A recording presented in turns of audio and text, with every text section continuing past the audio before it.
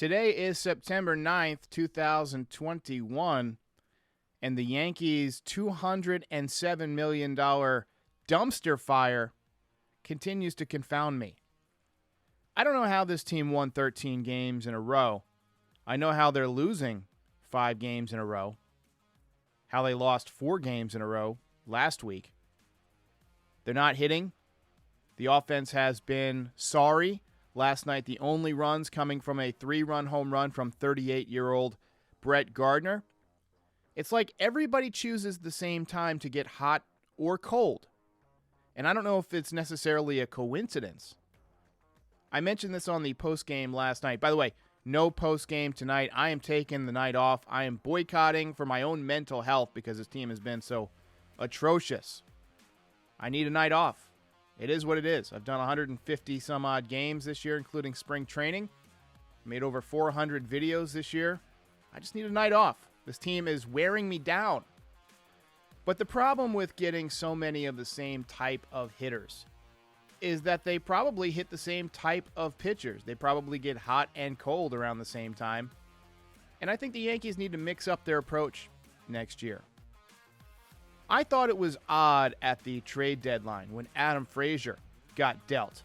And it wasn't to the Yankees, it was to the Padres. Now, granted, Adam Frazier has not done well with the Padres. He's got a 57 OPS plus. He's hitting .225, no home runs, 3 ribbies. But still, he's the type of hitter that I expected the Yankees to go after. A guy who hits from the left side of the plate, who makes contact, got a little bit of speed. Instead, the Yankees go get Joey Gallo, who, he's had a couple of good moments, but this guy whiffs constantly. Michael Kay had a good point yesterday. Half of the time when he's been up, absolutely nothing has happened. So it doesn't matter who you put on in front of him. They're not going to advance. He's going to strike out. Anthony Rizzo has looked like a good pickup. Joely Rodriguez and Clay Holmes have both been great pickups for the Yankees. So clearly the Yankees recognized at least somewhat some guys who would succeed in New York, though it tends to be on the relief pitching side. Brian Cashman's always been pretty good at bringing in relievers or finding relievers. He found Luis Cessa. He found Chad Green.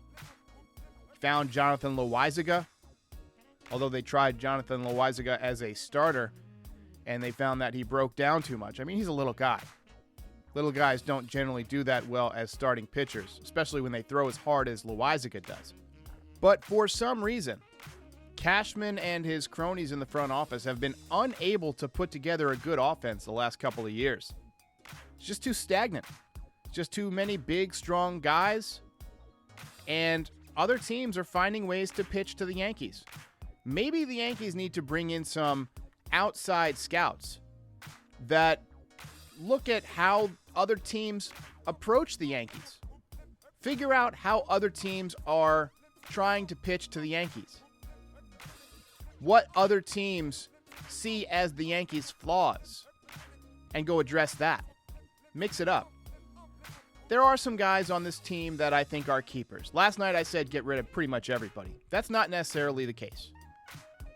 I think Gary Sanchez, even though he's had statistically not a great year, he's still one of the better offensive catchers in baseball, even though his numbers are not amazing. Defensively, he's not outstanding either, but I still think the Yankees will bring him back next year. I just don't see a lot of better alternatives. They have Austin Wells coming up. Apparently, he's not great defensively, but he's got some time to work on that. Anthony Rizzo seems like he's been a pretty good fit with the Yankees. I could see them bringing him back. Just because he's a left-handed hitter, he's got contact ability, he's got a little bit of power, and he plays good defense for the most part. But again, how much do you want to pay? I think the Yankees need to shed some payroll. Maybe the problem is these guys are too rich. DJ LeMahieu gets $90 million, and I just don't see the same DJ LeMahieu as I saw in the last 2 seasons. Now, everybody regresses, but he's regressed too much, too quickly. I think he's lost his starting job next year. I think he goes back to being that roving infielder. Gleyber Torres has done nothing but regress, and he's always had an unconventional approach at the plate. I mean, he starts kind of tall with a bat wrap that goes around his back of his head, kind of. Then he kind of drops the way that Derek Jeter would drop, while also leg kicking sometimes, inconsistently. Sometimes he leg kicks, sometimes he just kind of twists that front knee. And he waits until the ball is very deep, and then he kind of throws his hands at it, but he's way off balance because he's generally trying to pull the ball, and that's why you see him falling off towards the first base dugout. We've talked about that at length. I'm not going to beat it to death. His swing is like an unfolded lawn chair. It's bad. He needs either a new hitting coach, a new approach, or a new environment, because I don't think he's going to get better at this point. He's regressed so bad, so fast, that he may be a casualty of the Yankees coaching staff and his own inability to recognize flaws, and that's just due to inexperience. And he's an average defender. I don't think he's a terrible defender. He's made the plays this year. If you position him right, he's going to catch the ball most of the time. I think he has a negative defensive run saved, but whatever. Gio Urshela has been nice while he's lasted, but he's been breaking down a little bit too often this year. We had hamstring issues. We had wrist issues. And as the season has gone along, he's worn down. I think that's just a property of age and being a little bit banged up, playing a full season after a short season. He's still pretty cheap. Maybe you bring him back, but I wouldn't be opposed to investing in a new third baseman either. So right there, you can pretty much wipe out the whole infield. And that's not necessarily a bad thing, because the Yankees do have some prospects coming up. Anthony Volpe hit his 25th home run last night. This guy's been outstanding. Maybe you rush him. Maybe you put him in the big leagues and let him sink or swim. Let him learn on the job. I would rather watch the Yankees lose with some young guys that are learning and getting better than with some old guys that are getting beaten the same way every night. In the outfield, Judge is definitely a keeper. I could see him playing center field for an entire season. He's that good. Maybe he holds you over until the Martian is ready. You do have Aaron Hicks under contract. He might be back next season, but I think he's lost his starting position. He's just been injured way too much. Giancarlo Stanton has proven this year, that he can play the outfield still. He's still got a good arm. He's got enough range to play right field in Yankee Stadium. And he hits better when he's in the outfield, although he's slumping right now. He's another guy who's just too hot and cold. I think the Yankees need to spend some time when they're looking at the numbers this year and looking at who to bring in and who to let go. I think they need to look at guys who trend more evenly. You know, you don't need guys who hit 430 for a month and then hit 120 for 2 months. I want guys who hit about 270 or better for 6 months. Consistency. That's what Don Mattingly always said was so important. Consistency. There's a funny story where Ricky Henderson showed up late to spring training for the second year in a row, and Mattingly said, at least he's consistent. That's what you want out of a player. Consistency. He was being farcical, but I agree. Consistency is super important. Joey Gallo, look, you gave up a lot to get him. He's still under team control. But as much as he adds on defense, and he is a good defensive player, he's got a good arm. He threw somebody out last night. He seems like a good guy. I think New York is going to eat him up and chew him out. Eat him up and chew him out? That doesn't make a lot of sense. Chew him up and spit him out. I think he's just going to fail as a Yankee because he strikes out way, way too much. If he doesn't find a hot streak, like right now, the fans are going to turn on him and they're never going to look back. Same way they turned on Giancarlo. You get off to too slow a start, and Yankee fans won't have it. They won't put up with it. If I was the GM, I would look at basically a entirely new infield and at least one outfield spot. They may keep Joey Gallo because they had to trade so much to get him. They might try and rework him, fix his swing a little bit, get his confidence back. But you've also got to look at the coaching staff, right? Marcus Timms has been at the helm for a few years now. And whatever philosophy he's preaching, it worked when he first got here. Yankees were hitting home runs, but that was a juice ball. Unless Major League Baseball goes back to a juice ball, I think you got to go with somebody who preaches consistency. You know how frustrating it's got to be for a pitcher to have either the entire right side or the entire left side of the infield open, and then have the hitter just hit a ground ball right through that side? There's a lot of teams that do that frustrate you by hitting against the shift. Now, Tampa Bay is kind of an odd case. Somebody mentioned last night that Tampa Bay hits more home runs and strikes out more than anybody, and that's very true. But they also play great defense, and they run the bases very well, and they pitch very well. They're a very smart team. The Yankees are trying to be the Rays, but they're not the Rays because they haven't had to be the Rays out of necessity. Now the Yankees have an opportunity to reevaluate the way they approach the game, the type of roster that they construct. It's obvious year after year after year that this team has trouble hitting with runners in scoring position. That needs to be addressed. RBIs, I know, are not a humongous stat in Major League Baseball anymore, but there's a reason that they became important. It's important to drive in runners when you have them on base. This game's been around a long time, a lot longer than any of these eggheads with computers. Before there were computers, there were people who studied every single game, who looked at every single number, parsed every single statistic, pored over it. Computers reduce the amount of time that it takes to go through that information, and it gives you more detail like spin rate and stuff. But people who've been around the game a long time know that the game adjusts, right? You start pitching guys up in the zone constantly, and it takes away that launch angle ability. And now you got the Yankees swinging through high fastballs, and then to try and compensate, they're chasing pitches out of the zone with 2 strikes. Luke Voit, for instance. He's a guy I didn't mention. Luke Voigt's got to go. If you're not going to play him, he's got to go. And you can't play him all the time because he gets hurt if you play him in extended periods. I didn't pre-write this rant, so sorry if it's a little bit out of order. I'm just frustrated. I'm just frustrated as a lifelong fan that it's so obvious to me and to others who watch this team that it's a flawed roster. That this team is beaten mentally.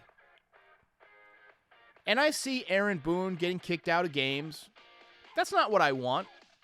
I don't want him getting kicked out of games. I want him managing games. It does no good to get angry at the umpire for calling a bad strike. How about you make the moves that could win you the game? How about you don't sit guys when they're red hot like they did with Luke Voit? It might be a different story if the Yankees had kept Luke Voit in the lineup through that Atlanta series. He was on fire. He was the player of the week. And then he sits, he cools off, and the entire team has cooled off. You could have had Luke Voit getting hot for a month as Aaron Judge and Giancarlo Stanton inevitably cooled off, which was going to happen. We knew it was going to happen. Instead, they cooled him off. And we said it at the time. It was not a second guess. It was a first guess, I guess. Jonathan Loaisiga going down was kind of a death knell for this bullpen. He's pitched so many valuable innings this year. And I see some good arms out there. But I just don't see them effectively getting guys out. Aroldis Chapman's probably got one of the top 5 arms in the sport. But he doesn't know where the ball's going half the time. And he's getting hit a lot this year. He's under contract for 1 more year. I think he'll be back because I don't think anybody will trade for him. Yankees are going to have to eat some money if they want to move him. They're going to have to eat some of next year's salary. And we know that Hal Steinbrenner doesn't like to do that. You don't see a lot of smiles on the bench, and rightfully so. You don't want guys cutting it up when the team is losing. but they just don't seem to be having fun. You see other teams with the jackets and the home run shopping cart or whatever. You don't see the Yankees doing much. They do that little elbow tap when they pick up a base hit. But for the most part, they seem like a bunch of guys who are feeling the pressure. George Steinbrenner always believed that to succeed in New York, you've got to find guys that are mentally tough, that are mentally strong. That's one of the reasons he liked Joe Torre as a manager, because Joe Torre was mentally tough. And that mental toughness can filter down to the players. Does anyone think that Aaron Boone is mentally tough?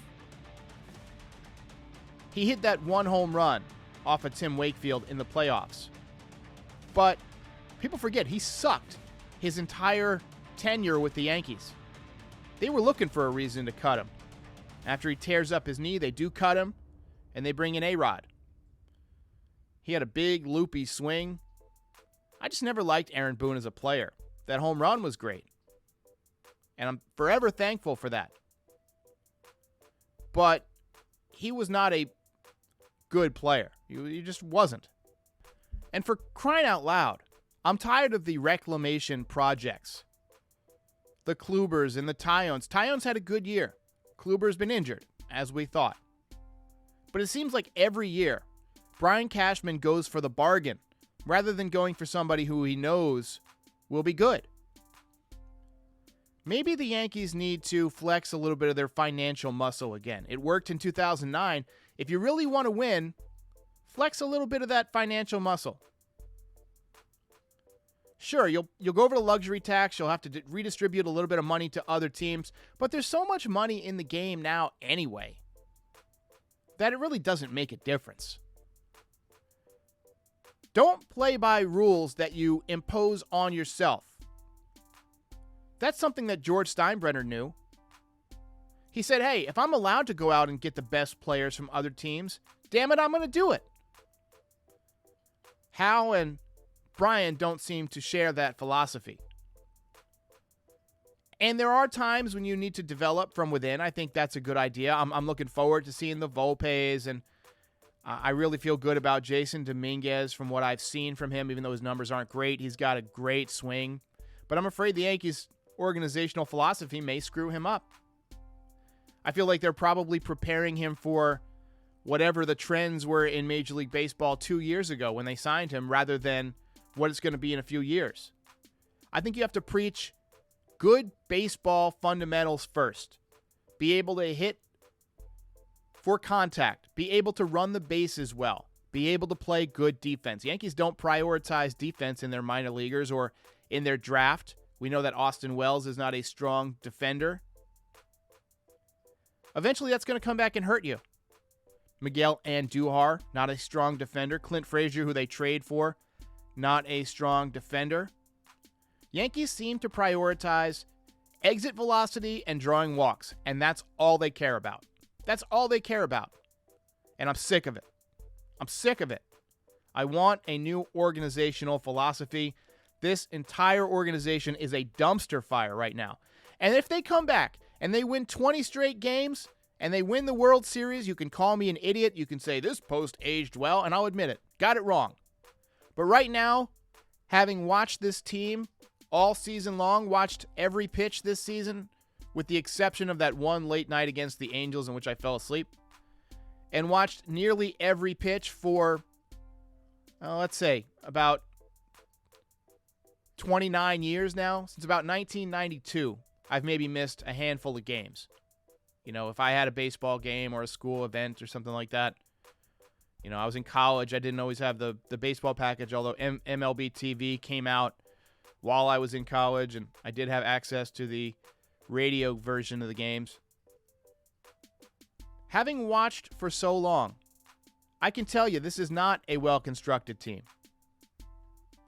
And that's been a consistent theme for the last, I'd say, 20 years. 20 years. The 2009 team overwhelmed people with talent, and A-Rod saved the day by getting hot during the playoffs. But if you look at like 2004, 2005, no pitching. 2006, 2007, 2008, they were on the downward trend. 2009, really good. 2010 through 2000, I'd say 18, 2019, not enough pitching. They get Garrett Cole, 2020. Now their team is not balanced offensively. I'm just getting tired of it. The entire organization needs an audit.